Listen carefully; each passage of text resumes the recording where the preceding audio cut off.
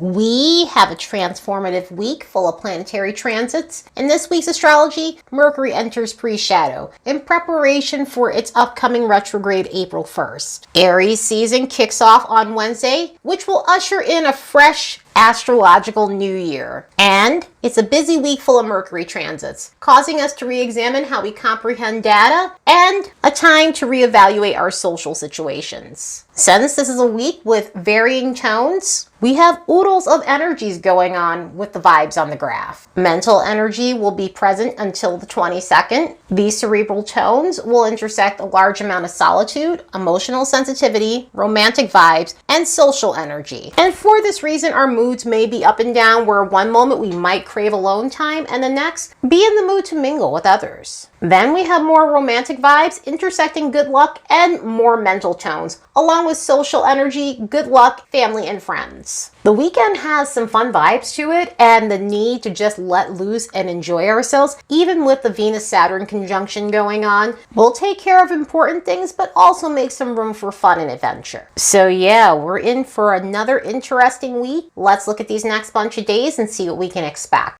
As a reminder, don't forget to like and subscribe because it helps this channel grow.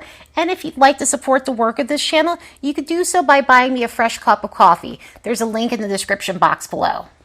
Monday opens up to the first retrograde cycle of the season. Well, not exactly in retrograde motion yet, but Mercury is going into pre-shadow on this day. And so, welcome to the retrograde season of 2024. Over these next 8 months, we'll have a bunch of planets go into their regressive cycles. Pluto, Saturn, Neptune, Chiron, Jupiter, Uranus, 2 more Mercury retros. Also, Mars will go retrograde at the end of the year. So yeah, we also have a Mars retrograde happening this year, but I will get to that once we get to the fall time, and that starts going into pre-shadow around October, November. But yep, here we are with the Mercury retrograde in Aries, and so this is going to put us in a position where we need to reflect on how we initiate things in our lives. And this is because Aries is a cardinal sign and is how we take action. Mercury is our planet of thinking, comprehending things, how we speak, and other ways we interact with others. So all of this combined with Aries is going to give us a couple of things. Well, more than a couple of things. It's going to give us a higher expression and it's going to give us a lower expression of these energies throughout this retrograde. So with the higher expression, this may be a time where we need to work on decisiveness. We need to work on assertiveness, being an active participant in communication.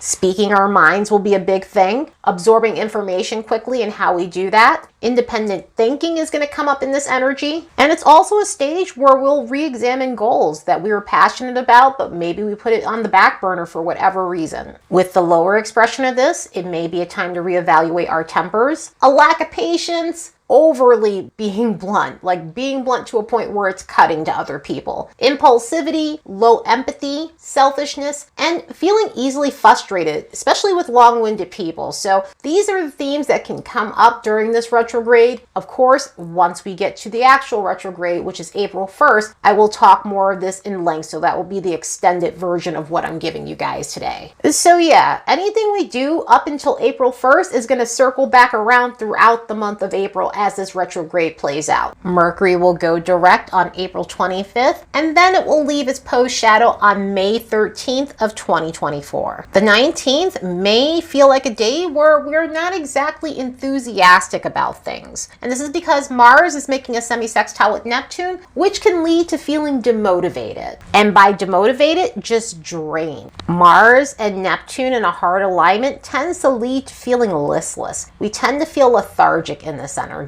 On top of that, we tend to feel not as clear-minded about things. So it leads to just not feeling as motivated as we normally are to tackle things. So it may be a day where we need to recharge our batteries by any means necessary. In an energy like this, maybe doing spiritual things will be better for you, like grounding techniques, meditation, and other modalities of that type. It may be a day where it's better to take action on those things than to actually try to tackle heavy things or things that require you to be focused and energetic. Especially because we won't be as clear-minded as we typically are. This may be a day where our judgment is off, and so making any type of judgment judgment call may not go in our favor. And if anything, it could be a day where we feel a little impulsive because we're so desperate to take action. We end up initiating things we shouldn't while we're feeling impetuous. Also, another thing with this, it comes with some interesting things in terms of other people and ourselves. One, this may be a day where we're lacking awareness with our temper. And two, we need to be aware of setting heavy boundaries because our energy could feel depleted by people who tend to either emotionally dump or their energy is just very heavy. Sometimes people don't do this on purpose. And yeah, sometimes they do, but either way, try to find a way to ground your energy and your moods as much as possible. So on that same day, right before the sun enters Aries, it's going to make a connection with Jupiter that might inflate arrogance, recklessness, and overcompensating for ego. So that combined with the Neptune stuff may lead to a day where the impulsivity is ramped up and carelessness, and also dealing with others who have a douchey personality. But 24 hours later, the sun is going to transit into the first sign of the zodiac. Happy astrological new year, everyone. The sign of Ram is kicking off a fresh new zodiac cycle. And also, happy birthday to all the Aries out there. So here we are in fresh cardinal energy. Each of the cardinal signs opens up a brand new season. Cancer opens up summer, Libra opens up autumn, and Capricorn opens up winter. And of course, this is from my northern hemisphere perspective. If we're looking at the southern hemisphere, they still open up seasons, but the opposite of what we have. Aries opens up autumn, Cancer opens up winter, Libra is the springtime in the southern hemisphere, and Capricorn opens up their summertime. So no matter how many ways you slice it, you still have the cardinal signs opening up each new season for everyone. So here's a cool thing about spring and autumn. Around that time, we're on the Aries-Libra axis. And what it does is it brings in equal day and equal night. So instead of having an abundance of darkness at night like we do in the winter time, or the light that we have in summer, that extra light, which I do personally enjoy, we get an even Stevens amount of day and night during Aries and Libra season. Another cool thing about this sign transition is it's one of the sun's favorite spots to be in. The sun is exalted in Aries. And this is because of a system in astrology called essential dignities, where we examine how certain planets work within certain signs. And with anything, some fit like a glove and others may run into some snags. And this is not the case with this situation. So the sun can operate here at total capacity and really achieve its agenda of selfhood. And mainly in Aries, it's self-motivation that the sun gets while it's within the sign. The sun is associated with our conscious, our ego, confidence, individuality, self-assurance, and how we seize the day. So a combination like this can really feel encouraging. And this is because we're feeling more confident and we're feeling less open to the opinions of others and or letting others bog us down. We're able to take decisive action when it comes down to our goals or just anything else that we need to make a decision on. And because of this, we'll end up taking bold steps to go after what we desire. Also, this is going to be an energy where we're able to lean in on ourselves a little bit more. And what I mean by that is we're relying on ourselves a little more in this energy rather than the help of others. Not that there's anything wrong to ask for help. There certainly isn't. At the same time, we do need to do things on our own. We do need to be self-motivated. We need to have get up and go, and we also need to have the ability to stand on our own 2 feet and take action without the approval of other people. Aries energy is truly about relying on yourself to get things done. Of course, there needs to be a fine balance of that, but if you were waiting for an extra boost to get things done on your own, this may be the time where you're able to do so. Despite the fact that we're having a Mercury retrograde in Aries, again, that's going to have us looking at how we take action. But of course, this could be a period where you're finally doing your own thing and not waiting around for others to tell you it's okay. And this doesn't have to be anything crazy or harsh or prickly. This could be simply just doing something on your own for a change. And that could be as simple as going to a coffee shop on your own, going to the gym on your own, or even just going for a walk because maybe no one's around and you want to do those things. And so you're just like, you know what, fuck it. I'm just going to go and do it myself. So that is definitely one of the lovely benefits of this energy. And even though this energy is about standing on your own 2 feet, it doesn't mean that we're not going to mingle and interact with others. Because if anything, Aries is a sign that loves to interact with others. But we have this weird thing about about us, and I say we because I happen to be an Aries. We like to do our own thing, but we also like to have our friends, and we also like to have people around us. We just need our personal space every now and then. The best classification for an Aries is the popular loner, but this could be a time of entertaining yourself when need be, but also being open to adventure with other people. This is the time to seize the day. This is the time to do something thrilling. Aries season is that period where we're itching to get out. We're itching to do something exhilarating, especially if you come from one of those cold weather places. You are ready to get out the house and do something fun. So if you're in the mood for some thrill-seeking antics, then this is the perfect time to get it in. With Mercury being here in Aries throughout this entire Aries season and the sun being in Aries, Venus will soon be here as well. This is going to be a time of transparency. This is going to be a time of speaking directly to people. And there is a positive end to that, like I was talking about when Mercury went into Aries, but there is also a lower vibration of that too, which I will get to later. But it's a refreshing time of just being able to be honest. So with the sun here, which is about self-expression, this is not the type of energy where we'll be beating around the bush, which can be very refreshing for some people. Directness is important. Obviously, the way you deliver that directness is also important. It's equally important. It's not what you say, it's how you say it. However, the positive end of this may be welcoming, especially if you've been through a period of dealing with passive aggressiveness and people who sugarcoat things. So, of course, this can turn into a neutral expression rather than a higher expression, as well as a lower expression, because sometimes that bluntness can have adverse effects and the outcome may not be so favorable. The sincerity is nice, but sometimes it's the delivery. And of course, that leads me to the lower expression, being too truthful and too direct and saying it in a manner that's harsh, prickly, just tactless. That can be of an abundance in this energy. So we may see that play out more than typical since we're in this Aries season with the Mercury retrograde in Aries and the Aries stellium that we're about to have. We need to be mindful of coming off too egotistical, coming off too arrogant. This type of energy can bring that out a little bit more than typical. Also, an energy like this does bring out our competitive side. That can be a positive thing, that could be a neutral thing, and it can also be a lower expression. It depends on how you're using that. A lot of the times within Aries energy, it's about competing with yourself, being overly competitive with your own self. At the same time, it's not that it can't manifest towards other people, and that's where that lower expression comes in. Healthy competition amongst others is perfectly fine, but this can also get to a point where it's unhealthy and unconstructive, so that's something else to be aware of within this. Because this is a fast-acting energy, snap judgments may be more prevalent than typical, and snap judgment is great, decisive action is great. At the same time, the Aries energy is a think first, ask questions later sometimes, and so we need to be aware of just rushing into something and then it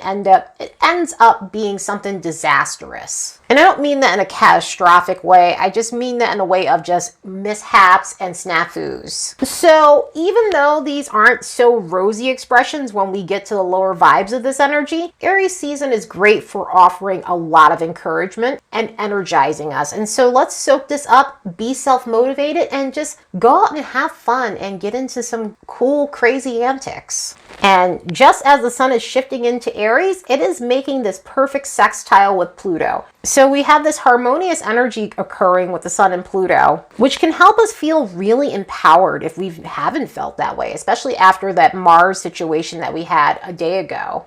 This can give us a much needed boost to step into our personal power. A vibe like this is great for recognizing the unconstructive things that we do concerning our ego. So it may be a day where we're looking for healthy ways to boost our confidence. So with a vibe like this, Aries season is off to a really good start. From the 20th to the 22nd, Mercury is going to be the most active planet, and it's going to be connecting with Chiron and Uranus in part 1 to what we'll see 2 more times after this during the retrograde period. With the alignment to Chiron, it may be a day to recognize that we're not speaking to ourselves well. In other words, this may be a time to re-examine our inner dialogue, especially if it's gotten harsh. Obviously, yes, talking to ourselves in that manner is definitely counterproductive because it's not helping us. If anything, it's hindering us being our own worst critic. So a vibe like this can help us in terms of looking for ways to stop self-flagellating. Contrasting that energy is the Mercury-Uranus connection. This one tends to lead to unpredictability. This one is going to be a tricky one during the retrograde as well because communication-wise, it's about blurting out the wrong thing, saying the wrong thing, coming off a little too eccentric. There's nothing wrong with being eccentric. There's nothing wrong with being weird, but sometimes there's a level of weird that we all kind of are like, this is a little too weird for me even.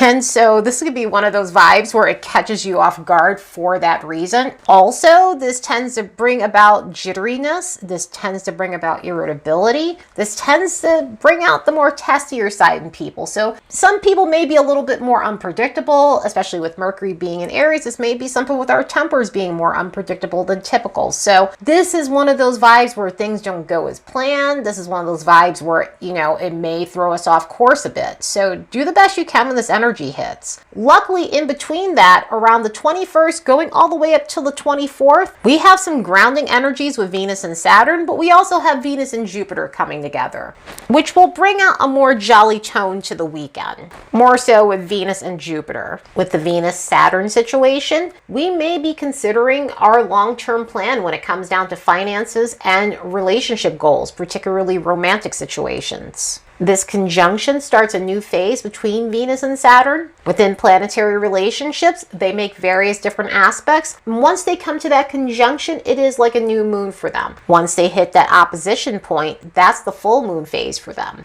And so this opens up a brand new cycle for these planets together. And I will say, because of the nature of Venus and Saturn together, this one can be a little mixed bag. Some conjunctions are a little harsher than others. This one has a little bite to it, but not as uncomfortable as some can be. The more harmonious aspects of this alignment can help us look at where we need to stop wasting time, especially on financial endeavors or romantic situations that are not bringing us a return on investment. So this could be the nudge needed to align ourselves with the right financial situations and the right people. Also, even though these things are important so we can move past it, it may bring to our awareness that we're in a romantic situation that lacks passion, something that's based purely on superficiality, or you're realizing you're just not into someone anymore because of the lack of love in the relationship or just a lack thereof. And it can be a sobering moment when it comes down to finances and career as well, where we're coming to a realization that something that we're doing isn't really helping us get to the next level when it comes down to our monetary gain.